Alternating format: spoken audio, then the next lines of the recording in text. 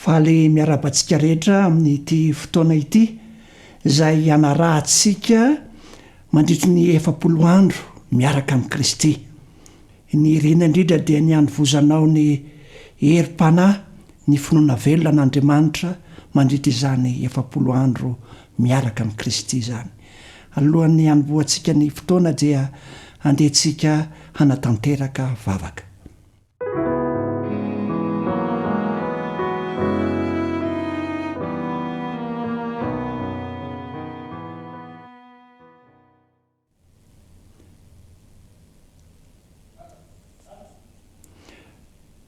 Andriamanitra rainay tsara indrindra ny an-danitro, rainay amin'ny alalan'i Jesosy Kristy ilay tompontianay.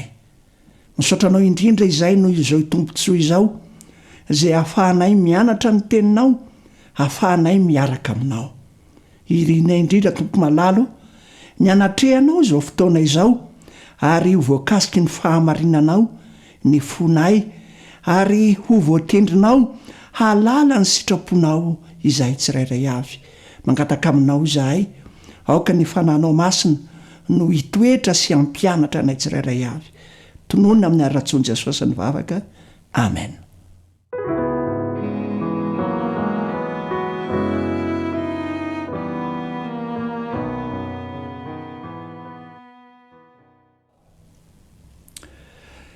Tonga eo amin'ny lohahevitra 10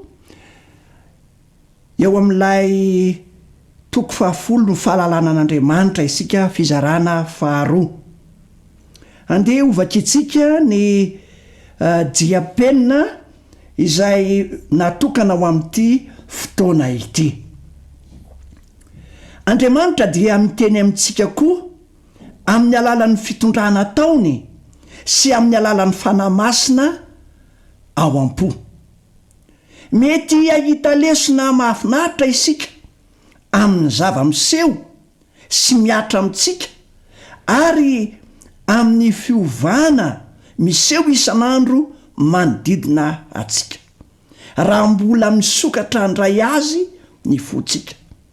Hoy ny mpanao salamo raha milaza ny fitondran'Andriamanitra: heniky ny famindram-pon'i Jehova ny tany, izay endry dia aoka hafantatra izany, ka halala ny famindram-pon'i Jehova.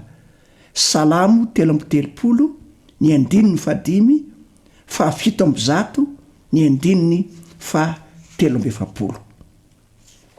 Ao anatin'izany vaky-teny izany dia ahitantsika ny toetra an'Andriamanitra izay miteny amintsika amin'ny alalan'ny zavatra anankiroa eto Andriamanitra. Ny voalohany amin'izany dia ny fitondrana, ny fitantanany ny fiainantsika, ary ny faharoa kosa dia amin'ny alalan'ny fanahy masina izay ao am-po. Amin'ny teny hafa dia hoe miteny amintsika amin'ny alalan'ny fietretana Andriamanitra. Ireo fitondrana roa karazana izay atorony tanterahany amintsika ireo dia ahitana lesona mahafinaritra, ary tsy hoe mahafinaritra fotsiny, fa mitarika atsika ho amin'ny fahalalana azy, ary no fahalalana azy maka amin'ny famonjena. Tsy hoe lesona mahafinaritra fotsiny, fa lesona ihany koa izay miatra amintsika, zany hoe tsy eo amin'ny zavatra miseho ihany zany, fa izay mianjady, izay hita miseho eo amin'ny fiainantsika. Ary akoatra ireo zavatra anankiroa ireo, ny zava-miseho amin'ny fiainana andavanandro sy izay miatra amintsika, dia ny fiovana isan'andro ihany koa eo amin'ny manodidina antsika dia iresahan'Andriamanitra amintsika halalantsika azy, raha mbola misokatra andray azy ny fontsika. Te hanome fahalalana antsika Andriamanitra, kanefa Andriamanitra izay te hanome fahalalana antsika io dia miankina amintsika ihany koa, ka manana andraikitra amin'izany isika, dia ny fontsika dia aoka handray an'Andriamanitra. Miteny amintsika amin'ny alalan'ny teniny Andriamanitra ao amin'izany teny izany no ananantsika fanambarana mazava kokoa ny toetrany sy ny firarahany amin'ny olombelona ary ny asam-panavotana lehibe. Ao koa no aseho amintsika miariary ny tantaran'ny patriarika sy ny mpaminany ary ny olo-masina fahiny, lazaina fa izy ireny dia olona tahaka atsika ihany, araky ny voalazan'i Jakoba 5:7. Hitatsika ny tolomany tamin'ny fahakiviana tahaka atsika sy ny nahalavony tamin'ny fakapanahy toy ny nahavoantsika ihany, kanefa niverina ny herim-pony ka nandresy tamin'ny alalan'ny fahasoavan'Andriamanitra izy. Ary ny fibanjinana izany dia mampirisika atsika amin'ny fihezahana hanatratra ny fahamarinana. Raha mamaky ny am'ireo lalana sarobidy ny olanovana isika dia ny amin'ny fahazavana, ny fitiavana sy ny fitahiana ny faliany ary amin'ny asa nataony tamin'ny alalan'ny fahasoavana nomena azy, ny fanahy izay nanetsika azy dia ampirehitra ny afo ny fifaninanana masina ao am-potsika sy faniriana ho tahaka azy amin'ny toetra, ho tahaka azy amin'ny fiaraha-mandeha amin'Andriamanitra. Ao anatin'ity paragrafy manokana ity indray dia miresaka amintsika, miteny amintsika amin'ny alalan'ny teniny Andriamanitra, ary izany teny izany raha atao amin'ny teny manokana dia indrindra amin'ny alalan'ny soratra masina. Ny fahalalana an'Andriamanitra izany dia hita amin'ny alalan'ny fitondrana, hita amin'ny alalan'ny zavaboary ary indrindra amin'ny alalan'ny teniny. Ary ity tenin'Andriamanitra ity araky ny voambara dia izy no ananantsika fanambarana mazava kokoa ny amin'ilay Andriamanitsika izay ivavahantsika ka matarantsika ny toetrany, alalantsika ny fikarakarana, ny firarahana ataony amintsika olombelona ary hitondrany ihany koa ny asam-panavotana lehibe. Tsy afaka misaraka ao anatin'izany tenin'Andriamanitra izany ireo kendren'Andriamanitra ho antsika dia ny amerina itsika indray ho zanany amin'ny alalan'ilay asam-panavotana lehibe tanterahana atao amin'i Kristy. Ary izany indrindra no ambara eto hoe ny tenin'Andriamanitra no mahampalala ny amin'Andriamanitra ny toetrany, ny fikarakarana ary ny asam-panavotana lehibe. Ry havana, aoka isika tena alala an'Andriamanitra araky ny teniny. Mety hisy fisehoan-javatra nga ao amin'ny fitantanan'ny fiainantsika, fa ny tena mahamari-potitra ny fahalalana an'Andriamanitra dia ny fankafizana ny tenin'Andriamanitra. Koa mangataka amintsika Andriamanitra mba hiondrika eo amin'ity teniny ity, handray ny fanambarana mazava avy amin'ny teniny, ary dia hitatsika fa amin'ny alalan'izany tenin'Andriamanitra izany no ananantsika toky ny amin'ny fahafenon'ny fahalalana an'Andriamanitra. Ny tenin'Andriamanitra dia miresaka ihany koa ny amin'ireo olona tahaka atsika izay nanao fanandramana niaraka tamin'Andriamanitra, ary tao anatin'izany fanandramana izany dia nitolona izy tamin'ny fahakiviana ary mety latsaka tao anatin'ny fakapanahy ihany koa, kanefa niverina ny herim-pony ka nandresy tamin'ny alalan'ny fahasoavan'Andriamanitra. Ary izany fahasoavana izany no endrika lehibe indrindra anehoan'Andriamanitra amintsika ny toetrany izay mamolavola atsika ho tahaka azy. Ity teny ity mantsy no entin'Andriamanitra mamolavola fandresena ho atsika. Zao lay teny ao anatin'ity paragrafy mahafinaritra ity: raha mamaky ny am'ireo lalana sarobidy nolanovana isika dia ny fahazavana ny amin'ny fitiavana sy ny fitahiana ny faliany ary ny amin'ny asa nataony tamin'ny alalan'ny fahasoavana nomena azy ny fanahy izay nanetsika azy dia ampirehatra afo ny fifananana masina ao am-pontsika. Mahafinaritra izany amin'ny alalan'ny fandraisantsika anjara manokana avy amin'ny tenantsika ka ny masontsika ny aoka hahita zay voambaran'Andriamanitra ao amin'ny teniny. Raha mamaky dikan'izany dia hoe mila mampiasa ny fitaovana dia ny maso isika mba hijerentsika an'Andriamanitra. Andriamanitra zay miasa ao anatin'ny fitiavany, Andriamanitra zay mitahatsika, Andriamanitra zay miasa ho famonjenantsika. Ary amin'izay dia hirehitra ny afon'ny fifananana masina ao am-pontsika koa amin'ny alalan'ny fahasoavana dia ioatra noho ireo mpandresy isika misy fifananana masina ao am-pontsika fa raha vitan'ny apôstôly Paoly, vitan'ny mpaminany dia vitantsika ihany koa izany amin'ny alalan'izany fanahy izay miasa ty anatintsika izany ho tahaka azy amin'ny fiaraha-mandeha amin'Andriamanitra. Fiaraha-mandeha amin'Andriamanitra.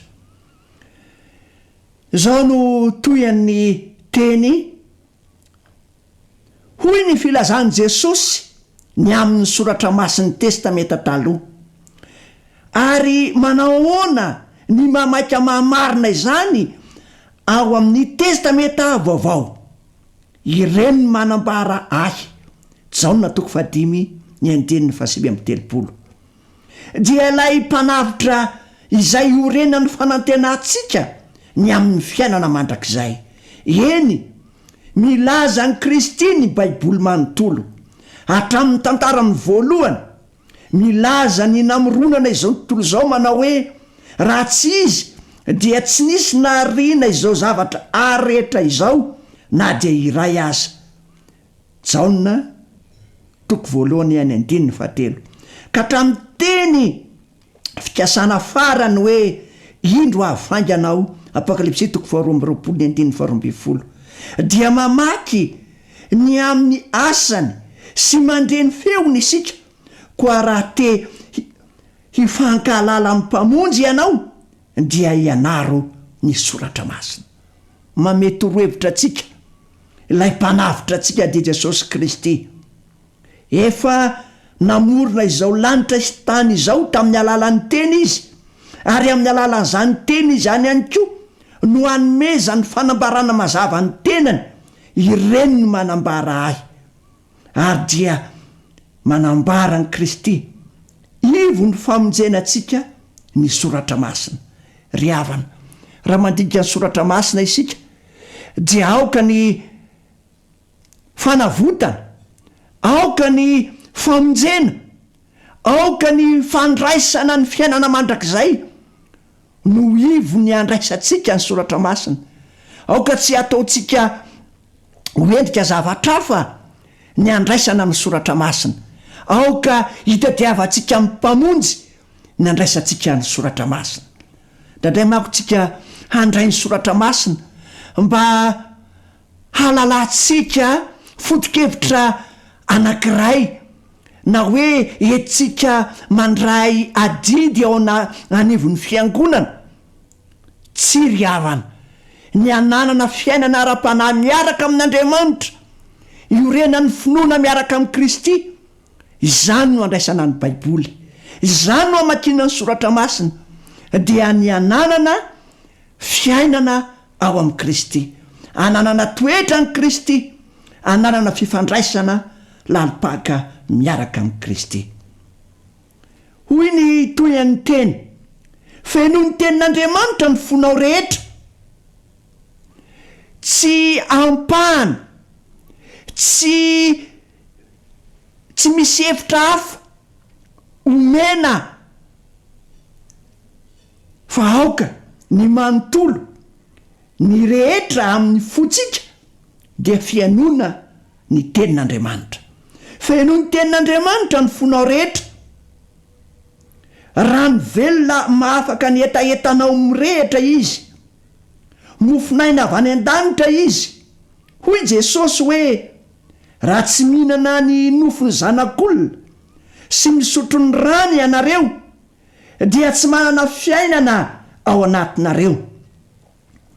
Ary izy ihany no manazava ny heviny amin'izany.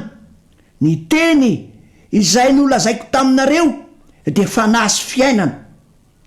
Ny tenantsika dia velon'ny zavatra hanitsika sy isotrotsika, mba toy izany koa araka ny nofo ny amin'ny zava-panahy. Fa izay etrerentsika no mahatonga tanjaka sy hery ho an'ny fanahintsika. Ny tenin'Andriamanitra dia fanahy sy fiainana hoy Kristy. Ny saina dia mila fahalalana, ny fanahy kosa dia mila ny fahamarinana. Ary ny fanahy io dia vokisan'ny tenin'Andriamanitra, ary izany fanahy izany dia miaraka amin'ny fiainana. Ary ny tenin'Andriamanitra dia fanahy sy fiainana hoy Kristy. Noho izany dia mahafaka etaeta atsika ny tenin'Andriamanitra amin'ny fahamarinana zay atolony, ny amin'ny asa-panavotana zay ambarana, dia andraisantsika any Kristy zany. Afaka etaeta isika. Ary mofo ny tenin'Andriamanitra fahavokisana tsara ara-kalitao nomeny Kristy atsika amin'ny alalan'ny tenin'Andriamanitra. Ny foto-kevitra ny amin'ny fanavotana no zavatra tian'ny anjely hodiniana. Foto-javatra ianarany voavitra mandrakizay doridory zany sy ny tononkira ho vetesiny, ka moa tsy mendrika ho heverina tsara sy hodiniana fantatra va izany dia n'izao: ny famondrapo sy ny fitiavan'i Jesosy tsy voafetra, ary ny fanalam-boady nataonao atsika dia tokony hoetrerentsika lalina dia lalina. Tokony ho saintsaina lalandava ny toetra ny mpanavitra sady mpanalalana atsika. Tokony hoetrerentsika ny raharan'ilay tonga hamonjy ny olony amin'ny fahotana. Raha mibanjina lanitra toy izany isika dia hiamatanjaka ny finoantsika sy ny fitiavantsika, ary tombo ny fankasitran'Andriamanitra ny fivavahantsika, satria mitombo ny fangorany amin'ny finoana sy ny fitiavana, ho tonga endry sady ho mafana ny fivavahantsika. Isy fitokinan'i Jesosy bebe kokoa sy fahazahoana am-po isan'andro ny heriny hamonjy hatramin'ny farany indrindra an'ireo izay manatona an'Andriamanitra amin'ny alalany. Misongadina ry havana ny fikasan'Andriamanitra ho an'ny tsirairay avy. Averiko ilay teny fa tena mafonja sady manana heviny manokana atsika amin'ilay hoe fahalalan'Andriamanitra. Ny zavatra voalohany dia izao: ireo anjely izay iran'Andriamanitra ikarakaratsika dia te handinika miafy ny amin'ny fanavotana sy ny famonjena atsika. Foto-kevitra izay tian'ny anjely hodiniana izany. Ary dia rehefa mbio amin'ny fanjakan'Andriamanitra ihany koa isika dia ho ianarantsika mandritry ny mandrakizay, fianarana ho ataon'ny voavitra mandrakizay izany fianarana ny Kristy sy ny famonjena ny tanterahany izany. Dia mendrika indrindra raha deny izao isika dia efa miompana makamin'izany fahalalana ny Kristy sy ny famonjena izany. Ny famondrapo sy ny fitiavana any Kristy dia tsy voafetra. Ny fanalana voady nataony ho atsika dia tokony hiteraka fietreretana lalina dia lalina ty amintsika, ary dia ho saintsaintsika lalandava ny toetrany sy ny asany izay mpanavitra sy mpanalalana atsika. Tokony hoetreretina ny raran'lay tonga amonjy ny olona amin'ny fahotana. Rehefa mieritreritra izany famonjena izany isika de tena aoka ho latsapaka ty anatisika izany. Raha mibanjina lanitra toy izany isika dia iamatanjaka ny finoantsika, ny fitiavatsika, ary tombo ny fakasitrahan'Andriamanitra ny fivavahantsika. Misy akona amintsika na eo amin'ilay Andriamanitra ivavahantsika ny fibanjinatsika ny Kristy sy ny fitiavana, hiatanjaka ny finoana, hiatanjaka ny fivavahana, ary tombo ny fakasitrahan'Andriamanitra atsika satria mitombo ny fahalalantsika an Jesosy. Ho tonga endry sady mafana fo amin'ny fivavahana isika. Raha misaintsaina ny amin'ny fantanterahany mpamonjy isika dia ho velona ho apotsika ny faniriana ho avozona tanteraka arak'ilay tena endriny tokoa. Anana faniriana miredareda mitovy amin'ilay ivavahany ny fanahy. Arakaraky ny fantohan'ny saitsika amin'i Jesosy Kristy no andritsika bebe kokoa hiteniny aminy ny anehoantsika azy tsaratsara kokoa eo masony zao tontolo zao. Tsy ho an'ireo olona manam-pahaizana ihany no nanoratana ny Baiboly, fa natao an'ny be sy maro koa izany. Ry hava-malala, eto amin'ity teny mamaraparana izao fandarana izao dia miresaka zavatra anankiroa zay tokony ho ataotsika isika. Ny voalohany de hoe raha misaintsaina ny amin'ny fahatanterahany mpamonjy isika, zany hoe mila manakitsako amin'ny fanahintsika, misaintsaina, méditation ny amin'ny Kristy, indrindra ny fahatanterahana isika, de velona ho apotsika ny faniriana ho avozona tanteraka hitovy aminy. Ny zavatra faharoa izay ataotsika de ny anana faniriana, misaintsaina ny voalohany, de ny faharoa ny faniriana iredareda hitovy amin'ilay ivavahantsika. Ry havana, aoka anana etaeta miredareda hitovy amin'ilay ivavahany ny fanahy tsirairay avy. Zay diso amin'Andriamanitra de diso amin'ny fivavahana, ary zay diso amin'ny fivavahana de diso amin'Andriamanitra.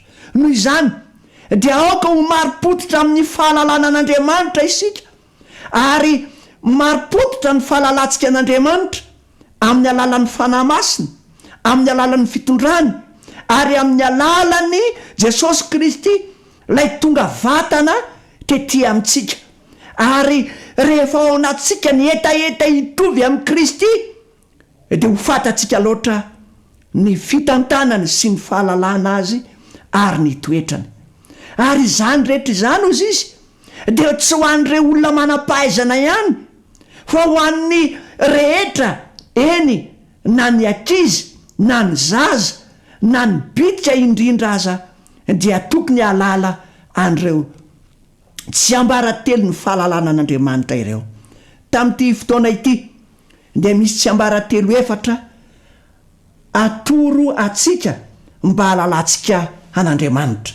Ny voalohany de ny fitondran'Andriamanitra, ny faharoa dia ny hery ny fanahy masina miteny ao anatsika, ny fahatelo dia amin'ny alalan'ny teniny, ary ny fahaefatra dia amin'ny alalan'i Jesosy Kristy tenany izay fanambarana velona an'Andriamanitra. Ny tompony hitahatsika ka ho tonga amin'ny fahalalana an'Andriamanitra isika. Ary izany indrindra no amakina ny tenin'Andriamanitra araky ny hita zay voasoratra ao amin'ny bokin'ny mpaminany Jeremia. Mpaminany Jeremia 7:5 ny 5 ka hatramin'ny 7:20. ny mpaminany Jeremia 7:12 ka hatramin'ny 7:20 vakina amin'ny anaran'i Jesosy Kristy tompony ny teny. Izao no lazain'i Jehova: aoka ny endry, tsy irehere amin'ny fahendreny, ary aoka ny mahery, tsy irehere amin'ny heriny, ary aoka ny manan-karena, tsy irehere amin'ny hareny. Fa izay te hirehere dia aoka irehereny amin'izao, dia ny fahendreny sy ny fahalalany aho Jehova, izay manao famondram-po sy fitsarana marina ary fahamarinana ety ambonin'ny tany, fa izany no sitrako hoy Jehova. Fa izany no sitrako. Ina moa le sitrak'Andriamanitra? Dia ny fananana an'Andriamanitra izay te irehere dia aoka irehereny amin'izao, dia ny fahendreny sy ny fahalalany aho Jehova. Jehova izay manao famondram-po, Jehova izay manao fitsarana marina, Jehova izay manao fahamarinana ety ambonin'ny tany. Ny tompony hitantsika rehetra ka samy ho tonga amin'izany fahendrena sy fahalalana ny Jehova, manao famondram-po sy fitsarana ary fahamarinana ety ambonin'ny tany izany isika rehetra. Ny tompony hitaza ny teny izany hiasa famonjena ho antsika tsirairay avy. Hivavaka isika.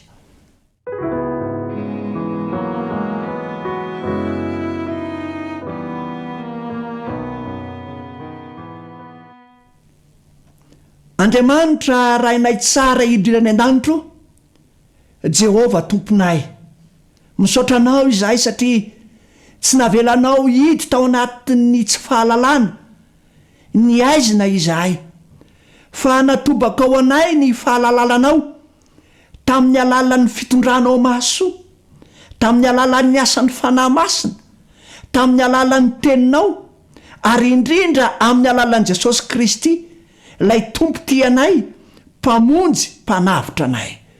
Misaotra anao izay Jesosy Kristy tompo, satria natolotrao ny tenanao ho fanambarana velona an'Andriamanitra, ary keo ho fampafantarana ny sitraponao ho aminay tsirairay avy. Ankehitriny izahay dia mangataka anao mba hanananay finiavana, hanananay zotom-po, handinika ny teninao, handray anao ho tompo sy mpamonjy ny tenanay, ary indrindra ihany koa hanaiky ny asan'ny fanahy masina isan'andro. Aoka hiatanjaka amin'izany fahalalananao izany izahay, ary aoka ny fahendrenay dia ho fahendrena avy any ambony izay avy aminao. Tomponay tsara indrindra an-danitro, aoka ny fahalalanay ny sitraponao, hahatonga anay hanana toetra mirafitra sy mifandrindra amin'ny toetranao. Mangataka aminao izahay, aoka ny teninao masina izay no renesinay, hiaro finoana izany ka hitondra famonjena ao anay. Fatononona sy angatahana amin'ny anaran'i Jesosy Kristy lay tompo tianay. Amen.